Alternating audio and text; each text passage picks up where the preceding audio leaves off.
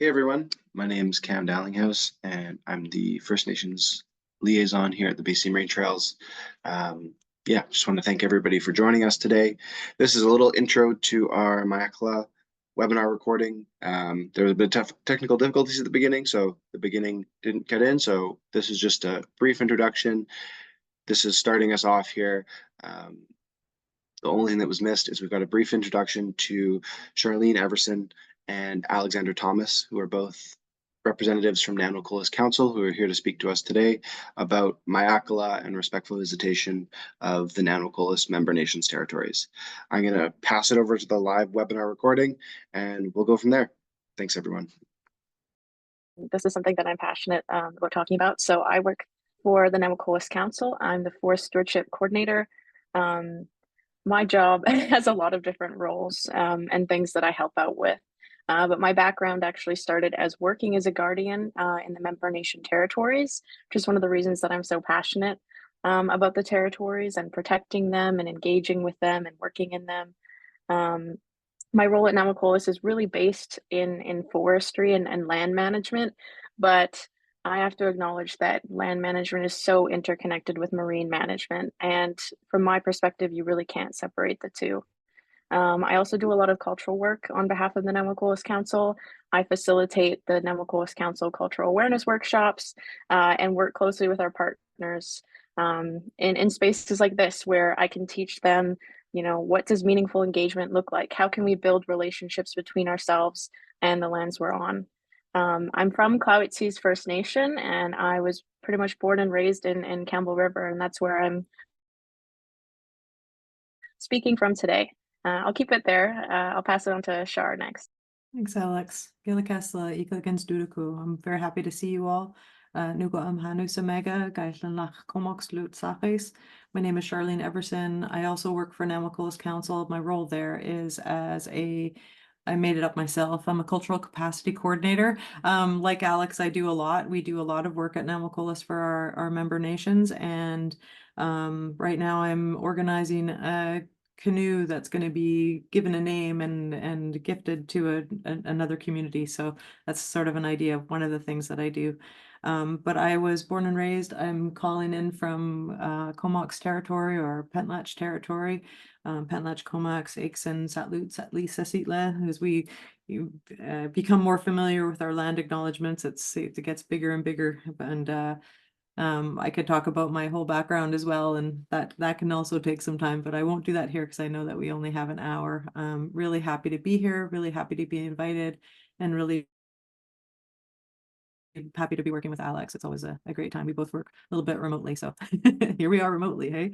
Kayla Kessler. Thank you both so much.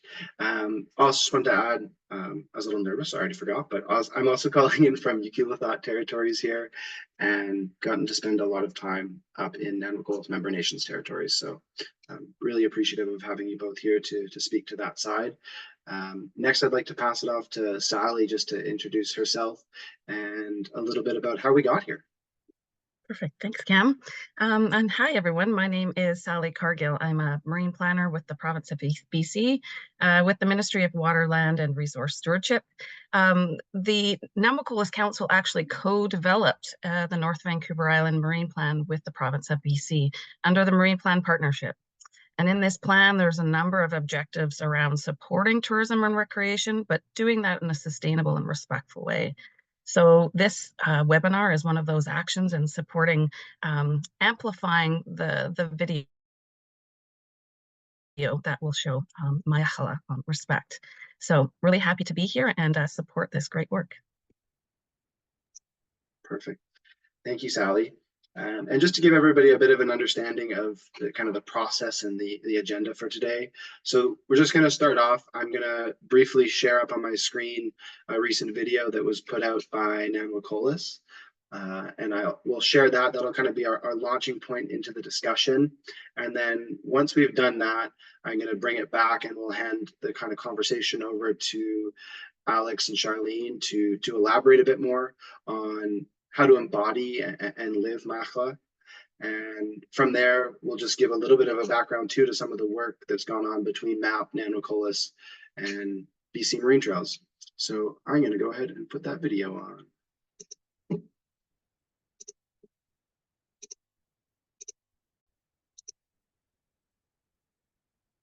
To respect for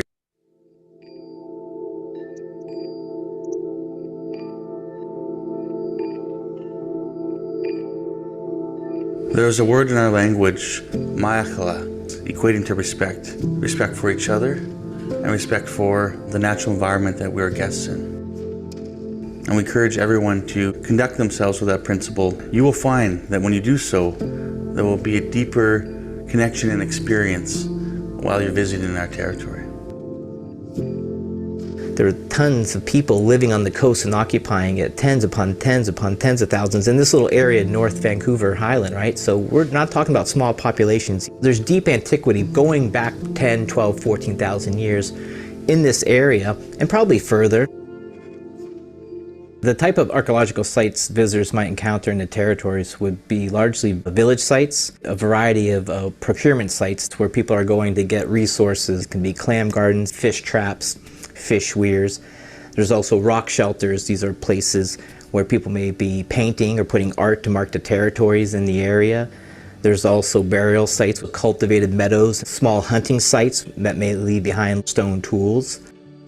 This site could be anywhere on the coast. It's your typical coastal site. There was probably 30,000 people around here at the time that this was being used. And you can see the cultural sites, the clam gardens, they're still here, and it says, yeah, these people were here.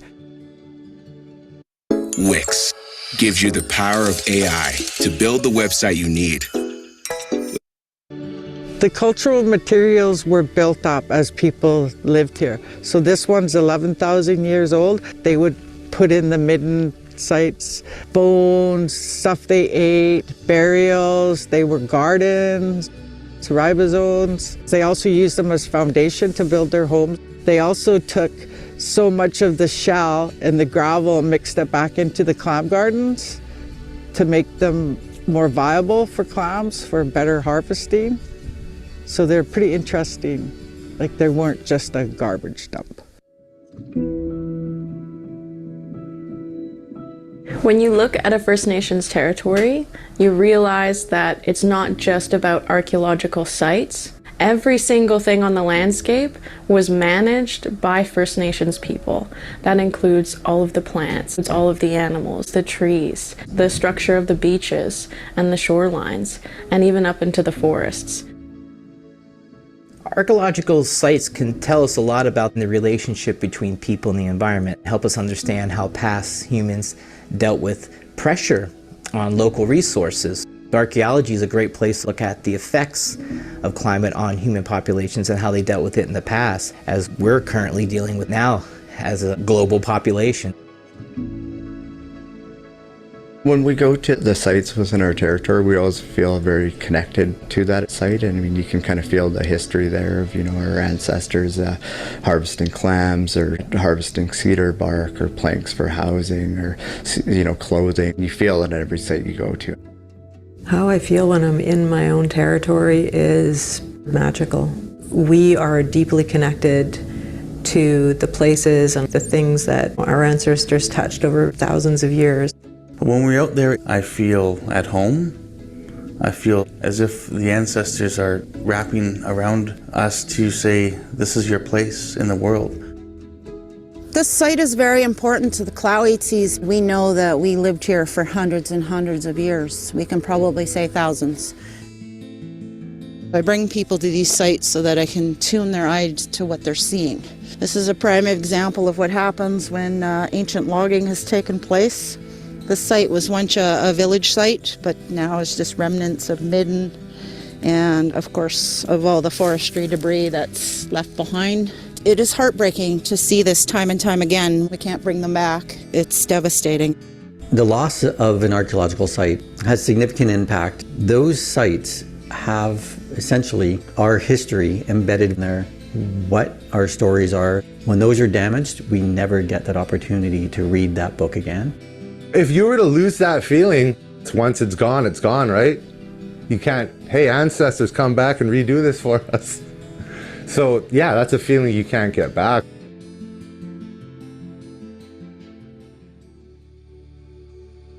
When people come to our territories, ask questions, learn. Also, just observe. I would not go to someone else's country or some established art site and start taking bits and pieces of it and spray painting it saying we were here. We are in awe of their culture and their past. When people come to visit our backyard, we expect the same sort of respect. Being respectful to the site would mean leaving it exactly how you found it, no littering. Take everything that you bring with you out with you. If someone were to come and camp in your backyard, you wouldn't want them to leave a bunch of garbage or leave remnants of food or disturb any type of soil or whatever you have going on in your backyard. We have had issues with people visiting burial sites where they would come in and take photos and actually post it on their social media, which we're strongly against. You know, these are dead ancestors and we really don't want that on Facebook or Instagram. And we do also ask that some of the important areas like the old village site or a petroglyph, if you are visiting that, please don't post the location. Just try and be mindful of all the cool features that are out here and just everywhere, honestly. Just be mindful of the land. Everyone likes to enjoy beautiful places, so let's keep it beautiful.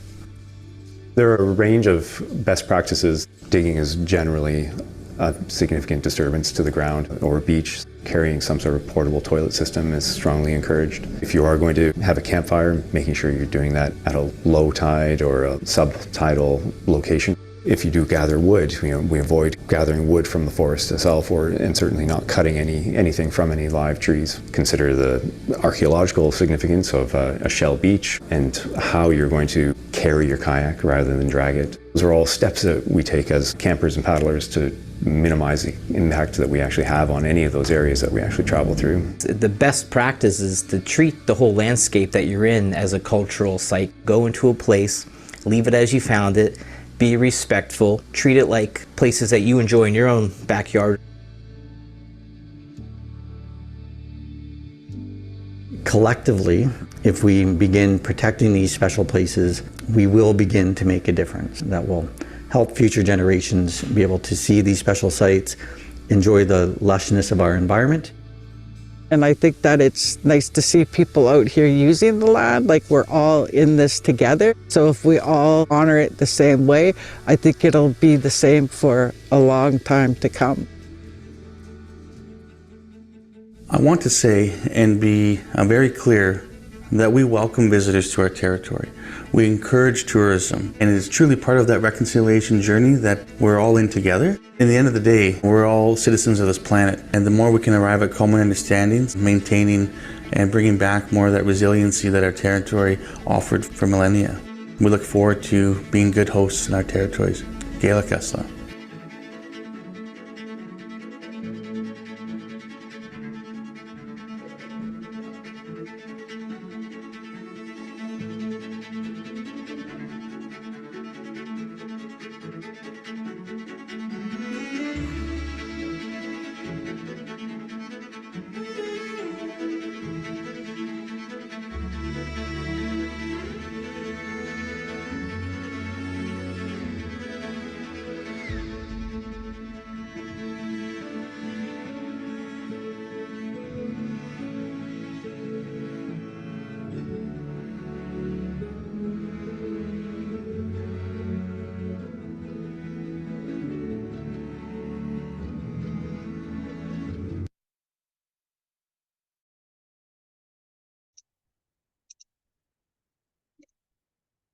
Perfect. Well, yeah, thank you all for all the work you've done in putting that video together. It's, stunning visuals and a really beautiful message. And yeah, Gaelic for that. And yeah, next I'd like to pass it over to Charlene and Alexandra to speak a little bit more to the video and elaborate on whatever they'd like to elaborate on. And I'm sure there's lots of thoughts that have come up, and yeah, really excited to hear from both of you. And before we do that, I also just want to remind people that if there's any questions or ideas that come up for you from the video or as Charlene and Alex are speaking, please post them in the questions and answer box, and we will have some time and space for more of a dialogue to answer those questions at the end. Over to you two. over to you, Alex, or should I lead? Whoever wants to go first. Alex, you go first. All right. Thanks, everybody. I was just taking some time to read the chat, and it's truly humbling to see how many folks are checking in today from so many different places. And I think that some of the conversations I had before I kind of, signed up to help host this webinar was oftentimes, we do things like land acknowledgements, or, we try to be courteous when we're at public speaking events or any gatherings, and we try to acknowledge the First Nations land that we're on. But I've really kind of deep dived into thinking about the meanings behind, why is this helpful? How can this guide our behavior? Because that's really what it is for First Nations. It's us reclaiming, these ways of living and treating one another on our lands. It's us reclaiming, the old ways of acknowledgement and witnessing, and making sure that people do behave a certain way, and that there is accountability for how people behave. And I will just say, first of all, that there is no 12-step manual that we can hand out. It is a collective thing that we all must work towards together. It is a societal, belief, and how we treat the land is something that we all have to work together to foster that positive environment of respect. Another thing that kind of was really important that I wanted to touch on is that, we have really tried to incorporate Kwakwala back into our work. And I will mention to people, oftentimes you'll see Kwakwala being translated into English so that we can, understand what these words mean. But as it is with all languages, there's never a direct translation. And often with Kwakwala words, you'll find that there's usually deep meanings, sometimes several meanings for one word. And also it's an action language. So when you are saying things like Mayahala, it's not just, it's an action word. It's, requiring action from you or from another person or from whatever you're describing. Mayahala, to respect, is not just, yourself, but others, all things living or otherwise. It, asks you to, reflect on your role in your community or your place amongst other people. A lot of our values and teachings must be practiced through the lens of relationality. And what I mean by that is that you have a relationship to every single thing in this world, to the water you drink, to the food you eat, to the places you stand, to the people you talk to. And these are very simple examples, but I'm hoping that it can kind of inspire that thinking of when we're on the land, how are our actions impacting the land? I myself am a frequent camper. I love the outdoors. I love exploring new places. I also harvest cultural plants, but I'm also aware of my footprint, and I know it was mentioned a lot in the video, but also just on a personal, like moral level of my impact of being on the land and how I'm behaving in those spaces. And I also look at opportunities to be on the territory, as many of you hopefully will be, to learn from what we see, to learn from the natural world, and to pass on those teachings. I think it's a wonderful privilege, and I really am thankful that we got so many great speakers in that video. I think Shar can speak more to that. She was in the video as well, which I'm super happy about. But I think that it's about acknowledging our role within all of this, and then also holding others accountable. I think a lot of times we say things like we have to inspire others to take action, but that also means we have to hold others accountable when they're doing things that are inappropriate, and having open and dialogue and conversations about it. So one of the roles of the Guardians, which just wanted to touch quickly on my experience with this, is that they often are monitoring and patrolling in their territories. And it was something that I gained experience with. And when I first did it, I didn't realize why it was necessary. I was a younger person. It was my first time kind of working in my territory. And I realized that oftentimes we have people traveling from all around the world into these waters because they want to enjoy them just like we do. And that's perfectly fine. But a lot of them come here and they don't have the knowledge or the background about local First Nations history in the area. Common behaviors are people, going on to village beaches, people digging, people going in and cutting down trees or chopping up firewood, not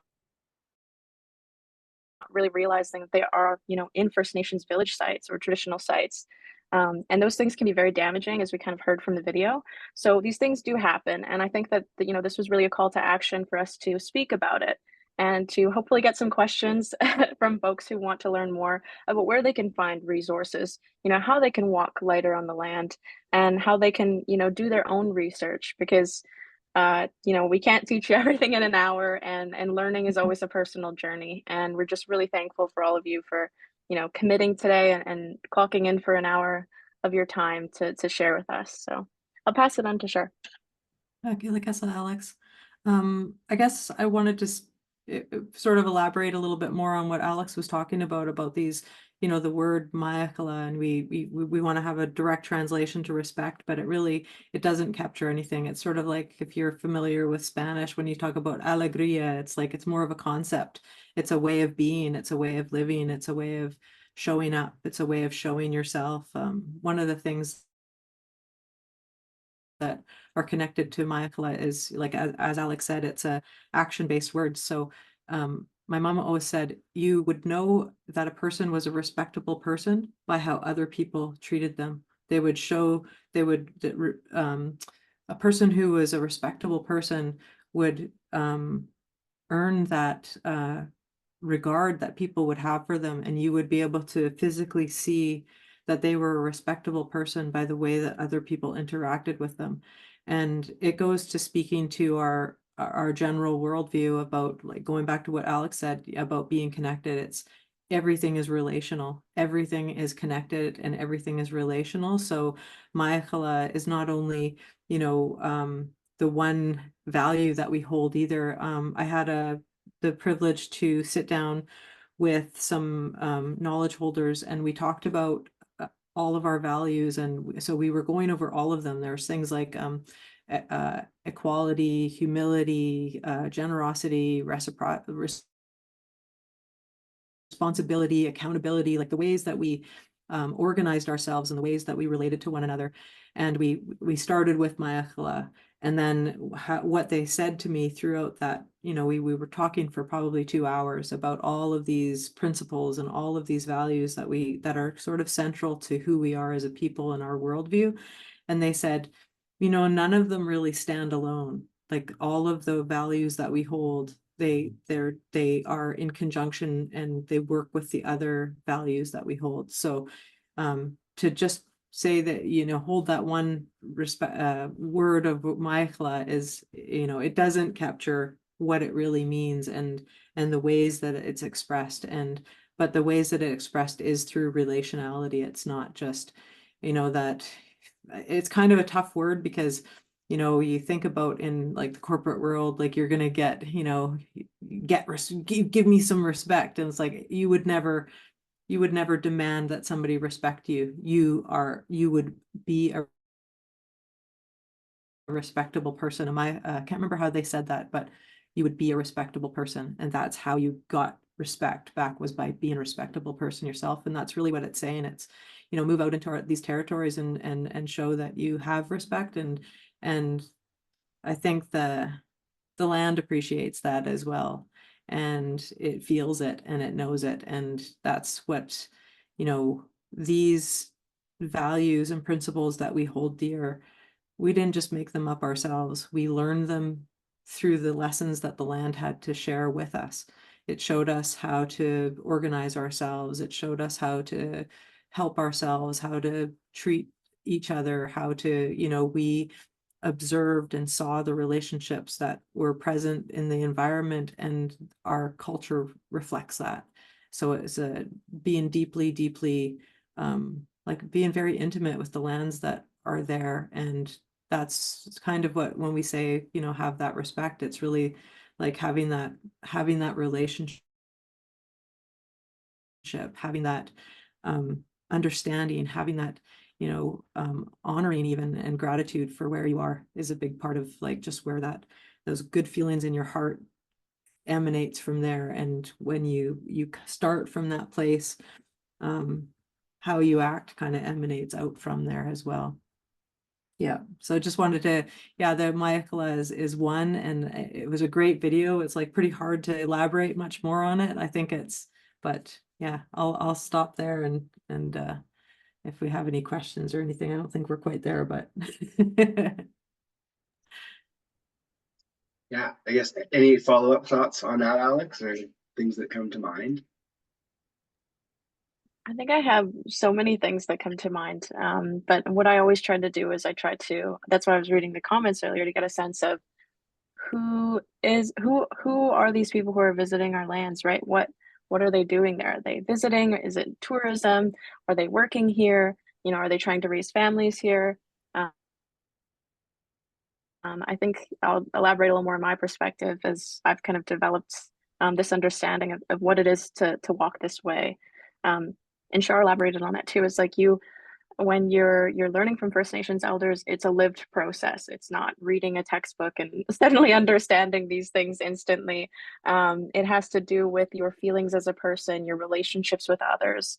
And I think as a young person, I unfortunately didn't have access to knowledge keepers or many elders, and it took me a long time to actually learn about these values and kind of get the understanding of what Char was talking about how they apply to all parts of our lives. But I'll give a perspective on kind of the work that we do at Nanwakolas, and we work with our guardians, and how my work has almost kind of forced me into these spaces to be self-reflective and constantly trying to learn more and grow to be a respectable person, hopefully. The first thing is that, as I acknowledged earlier, responsibility. So I work in my role at Nanwakolas,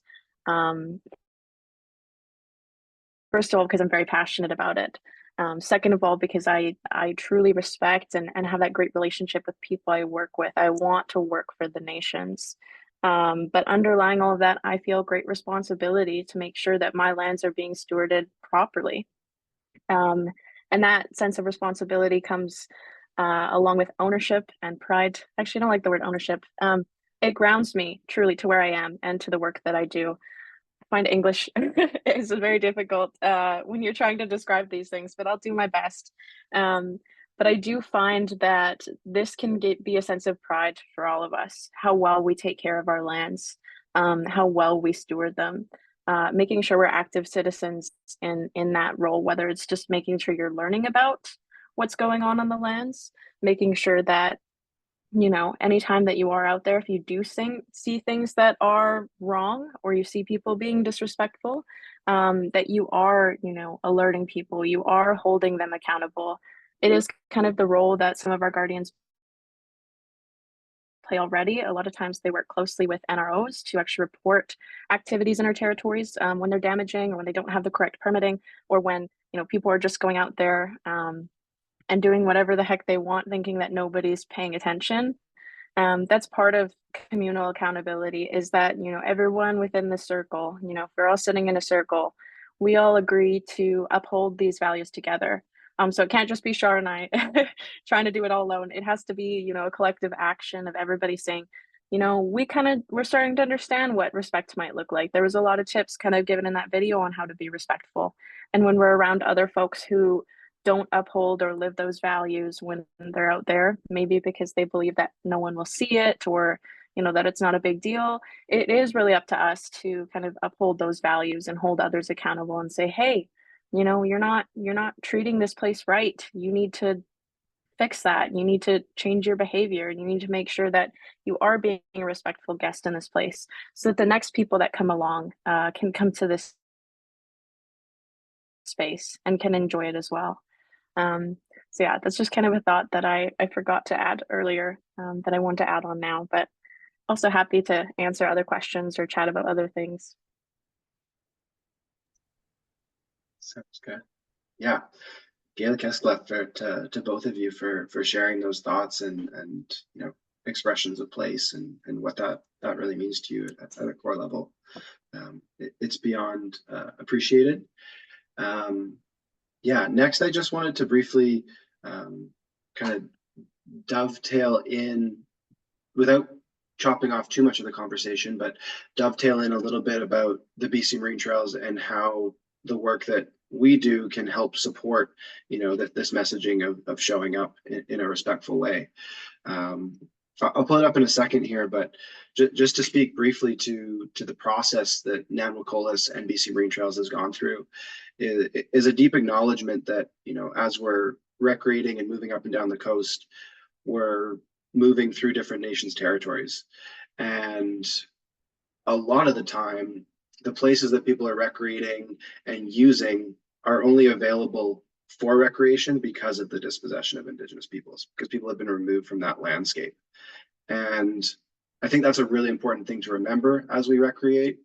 And that's a big part of what informs the work that we've done with Nanwakolas.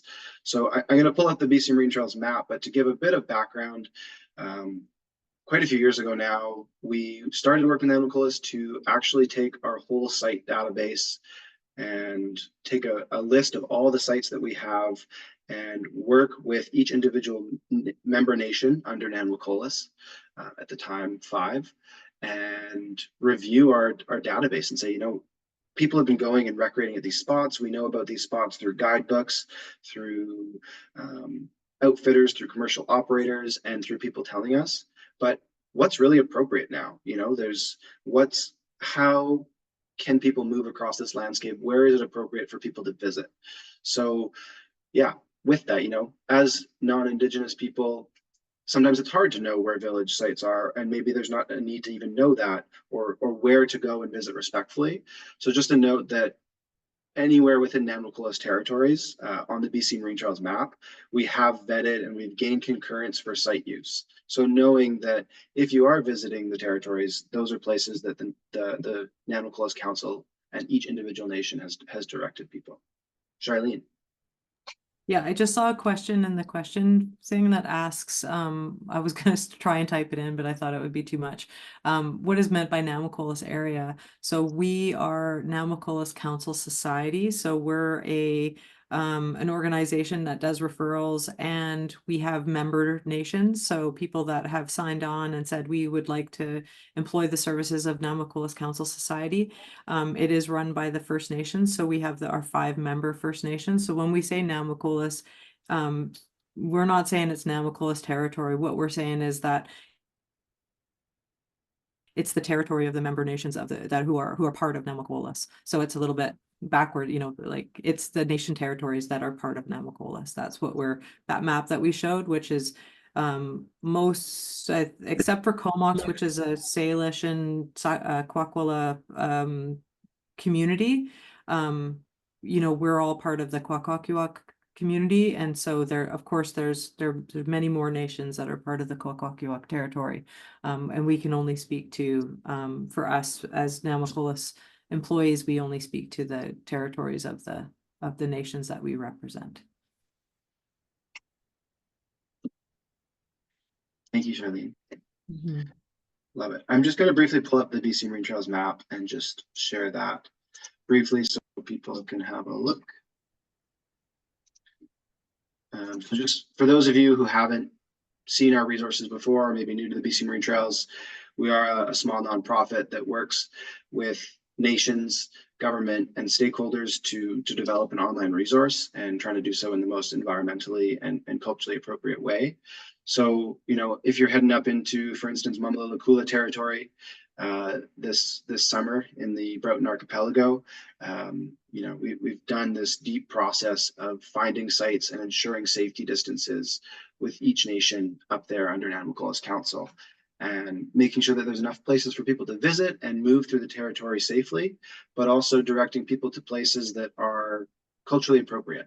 So dovetailing and combining with all the amazing and in-depth information that Charlene and Alex have shared, you know, combining that, how to embody being a respectful visitor with the knowledge of where you can visit and where you can go that has approval and concurrence from nations and other governments. I truly believe that if we have all those pieces, that's a great package to show up and start being a respectful visitor. So encourage anybody who's planning a trip this summer to Northern Vancouver Island, anywhere within Nanwakolas Member Nation territories, please check out our resources, have a look. Additionally, some nations, not everyone, have specific messages for people that we try to promote on our map. that says what they'd like specifically from that member nation. So for instance, Nanwakola's got a message in there, and you can go and register your visit, let them know that you're coming, where you're going to be, and pay a voluntary stewardship fee. And that goes back into supporting their guardian program and developing stewardship within the territory. And it's a chance for us as, you know, recreationalists or visitors to have an impact and a positive impact on the places that we're visiting. So that's my plug, but yeah, and thank you, Rebecca, for putting the map in there. I just kind of wanted to open it up for questions and see if anybody had any questions or if there was any more reflections, Charlene or Alex, that you have after my little spiel. I do. I just wanted to say, when we were kind of organizing this webinar, I really wanted to have it's like what we're doing right now, like how we even came to here, as an illustration of building those good relations and just having knowledge, like how important it is to, it was talked about in the video about learn, understand, you know, there's so many, and Alex kind of touched on, you can have so many different angles that you want to look at this in, but I'll just share like a personal story for myself. When I started working with Nanwakolas, of course, I'd been to the North Island. I've been camping just the same as anybody else, but it was really going on the patrols with the nations and hearing directly from them the important places that are really, really spiritual places, important places, village sites, places where their ancestors have been. But you know, if you're kayaking, you understand what that it is to be out there. But I guess I would say my I don't know if we call it advice, but I would encourage you to really, when it gets to that learning of like learning what those places, how our people use those places, because you can't really understand the scale of it. Like the first part of that is knowing, what does an archaeological site look like? I didn't know that either. And so I went out there, and it's just the scale and the feel and the understanding of where our people touched the lands. Like Alex touched on it in the video, where she says our people stewarded every piece of this land. And there's been a narrative that has said, you know, we didn't do that. We didn't have the technology to have these, you know, the grand scale of what it actually is.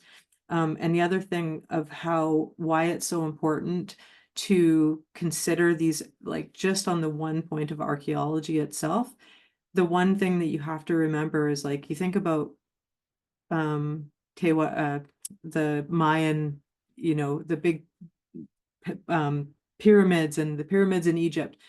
Look at how much those places have been studied, and there's been archaeological digs.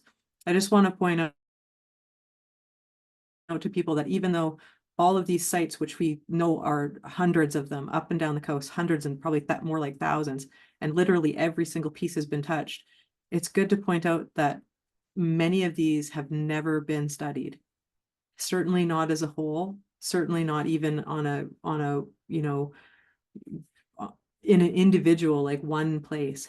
They've never actually had an archaeological study done on them, and that's changing with how we're doing things. But it's just something to really keep in mind, is that you're basically standing on archaeological sites that have never been studied. So we're still looking to gain knowledge from there, and for us as Indigenous people, it connects us back to who we are. Like for myself, I grew up culturally, and I see things that I see in the house but I mean Guxi, like a ceremonial house, and I watch those ceremonies. And for me, when I understand how our people lived, it connects me to my culture and it gives me a really deep understanding of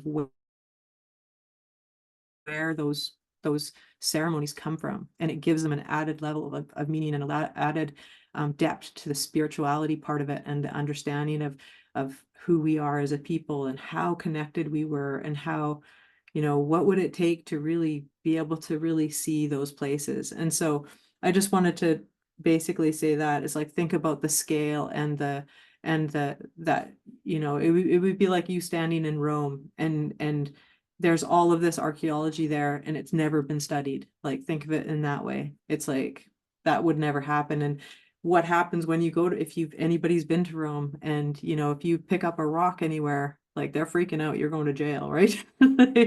So just to kind of consider it in that way, and to also to I think Gina talked about it in the video where she said, learn, educate yourself. And that's part of it. It's like learning to see what it is that you're seeing out there. And also to really consider the relationship that the relationships that you can and should be building, especially if you're working within our territories of, you know, you don't have to go talk to chief and council. Chief and council isn't who we are. That's an Indian Act governance system. It's like individuals, like talk to people, find out, learn, you know, we've been studied all to heck with when it comes to our spirituality and our masks and things like that. But there's so much more to us than that. I'll leave it at that. Gaelic Esla.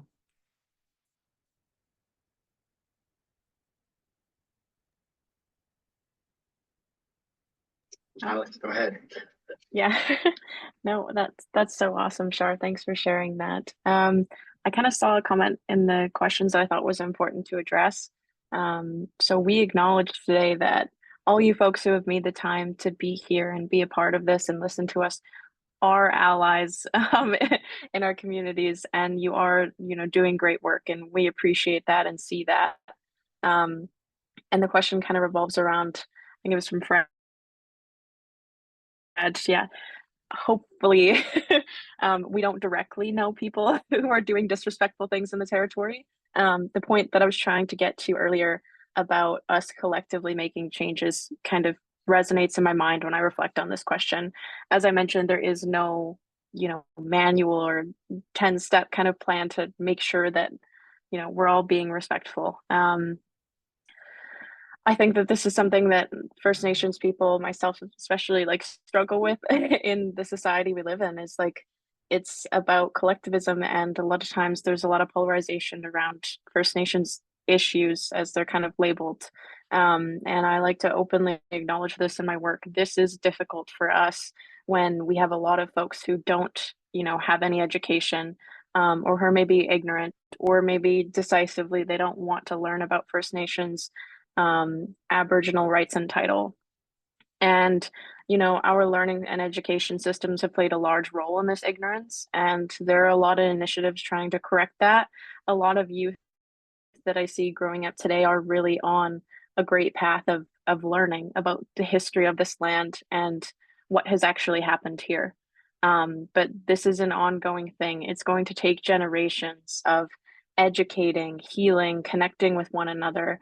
And even when things are polarized and difficult, and we have these, you know, people who really don't want to listen or to learn, it's up to us to, you know, stay true to our values, to keep our relationships, to continue building them, to welcome people into these spaces. And that's a tentative, slow process when you're speaking to people who don't want to hear your message.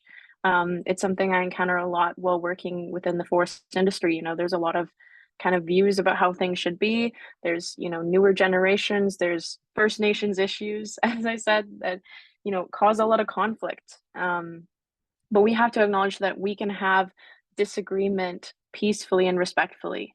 We have to acknowledge that we can disagree with people, you know, face to face, and it doesn't have to end in, you know,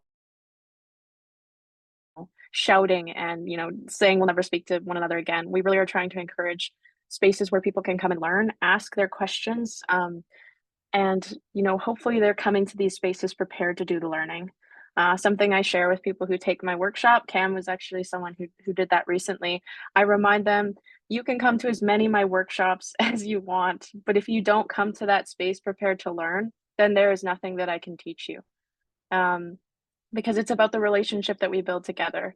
So for those people who, you know, are often the ones who are causing these problems that we're talking about today, and as I said, it's not you guys, it's not our allies. We are asking you to join our team, to hop in the canoe with us, you know, help us be stewards, be those allies who speak to your family, your friends. Maybe you're in an educational role and you speak to a lot of people who are not from here. We, you know, are only two people, Shar and I. We can only speak to so many people and reach so many ears. And we're asking for people to, you know, try to take to heart these these values and teachings and things that we're trying to share. And we hope that you can bring them to your circles, and that you can share them, and that you can also enjoy that connection to land as well. You know, this isn't meant to exclude anybody. We're not trying to put fortresses up around things and say you're not allowed in.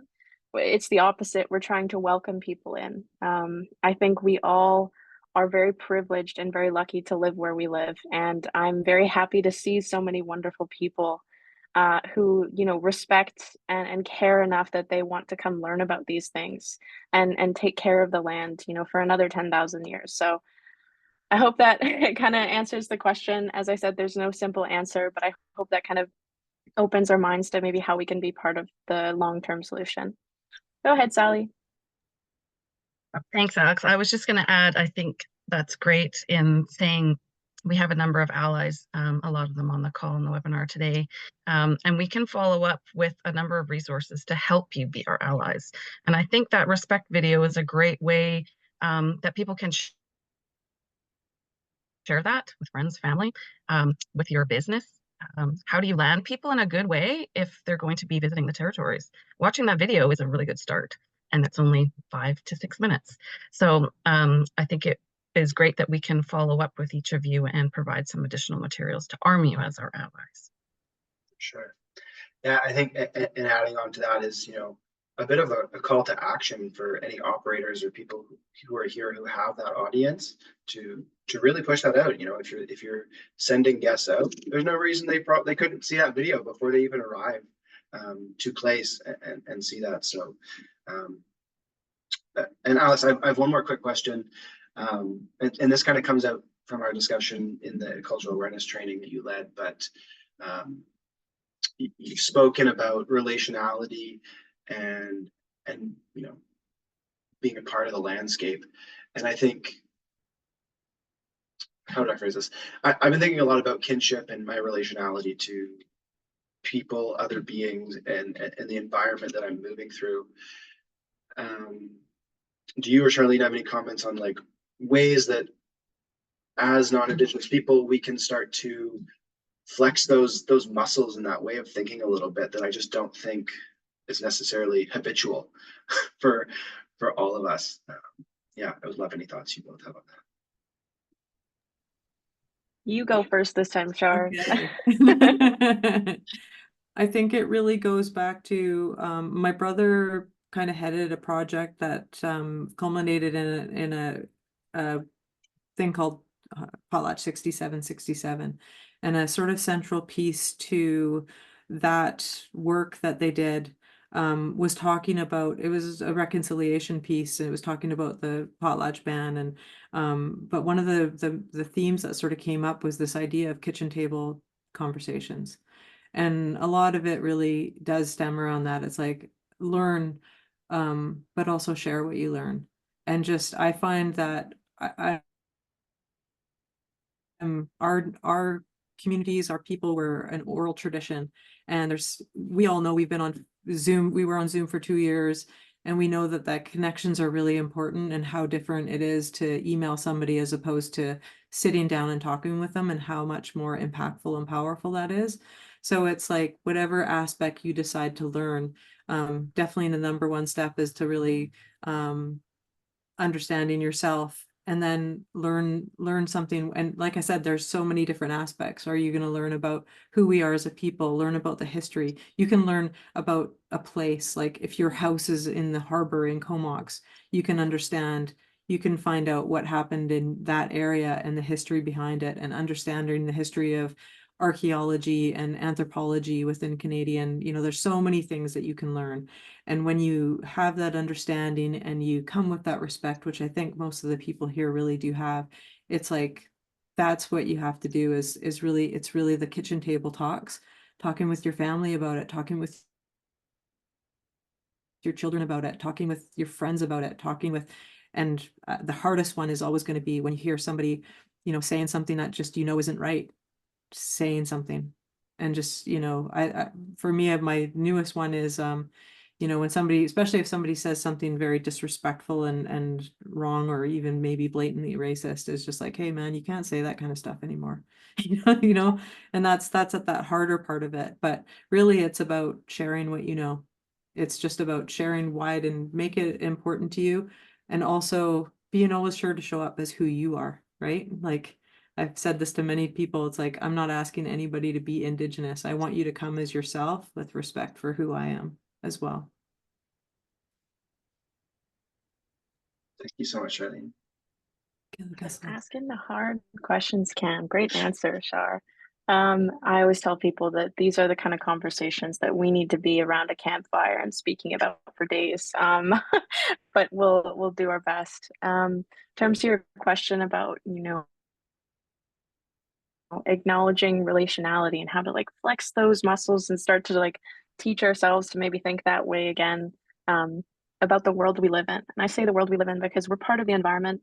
That's something that I'm trying to acknowledge and just live in my everyday life, realizing that I'm not separate from the land or the animals that I live alongside. Like I'm actively part of it. And we've created a society where we almost do everything we can to forget that. We don't acknowledge it socially. We live in our homes, so we remove ourselves from the weather, from the plants, from the animals. We watch things, on the internet all day that we could be seeing in real life. But, we've kind of done this weird thing in our society where we've done everything we can to kind of remove ourselves from place. And I'm really trying to reclaim that in my own life. And I'll just share something that I had kind of a mentor of mine share with me in university, and she called it relationship counting. So I think we've all heard about how it's important to, be outside, be disconnected from the phone, and to kind of have that quiet time, grounding ourselves. I think a lot of folks who recreate understand that spiritual and emotional connection that you feel when you're in a beautiful place and it's just you, and you can just hear the wind or the water, and you're just enjoying the space.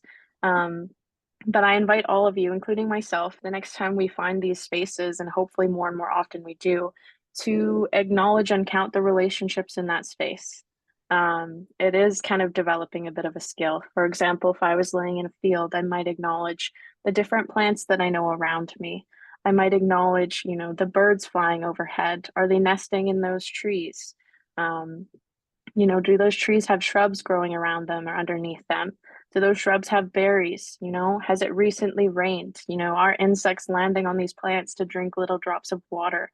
We need to start tuning our eyes to the natural world again, because I fear that we're becoming really deaf and blind to these relationships and connections. We very much single things out. We're like, if we're focusing with science or technology or development, we're always focused on one thing. Forestry is believed to be all about just trees. And a lot of that, comes from places of greed or selfishness. But I invite people to try and step out of that bubble and realize that you are connected to these places, and that when you're in them, you're developing relationships with the things around you. So that's why your behavior directly impacts the places you're staying in, you're working in, you're living in, you're raising your families in. And I invite you to kind of practice this, with family or by yourself, and start that relationship counting. And if you don't know things, you step out there and you're like, wow, I don't know anything around me. I don't know these trees. I don't know these bugs or these birds or these plants. Then that's a great learning place. That's a great place to start. You are able to learn about them. I myself am just at the start of this journey, but I encourage people to start tuning their eyes to that again when they're outside. I think it's a great way to start acknowledging the role we play in this world. So hopefully, Cam, next time I talk to you, you can tell me all about how much you've been practicing. Here's hoping. I've got a full summer being out on the water and spending time, and it's definitely a practiced thing that takes so much continual effort of refocusing that. I hate to end the conversation. I think we're just starting to it's just starting to really develop, and I just acknowledging the time. Only got a few minutes left, but I just wanted to kind of wrap us up here and just give a huge thank you to Alex, Charlene, for sharing your perspectives, and a big thanks to Sally as well for participating and giving some background information, and a big thank you to Rebecca as well for helping moderate and keep the discussion and the chat going. It's a huge help. It's hard to do that when you're also talking. Yeah, there's a few questions that we weren't able to get to. We'd love to be able to answer them all.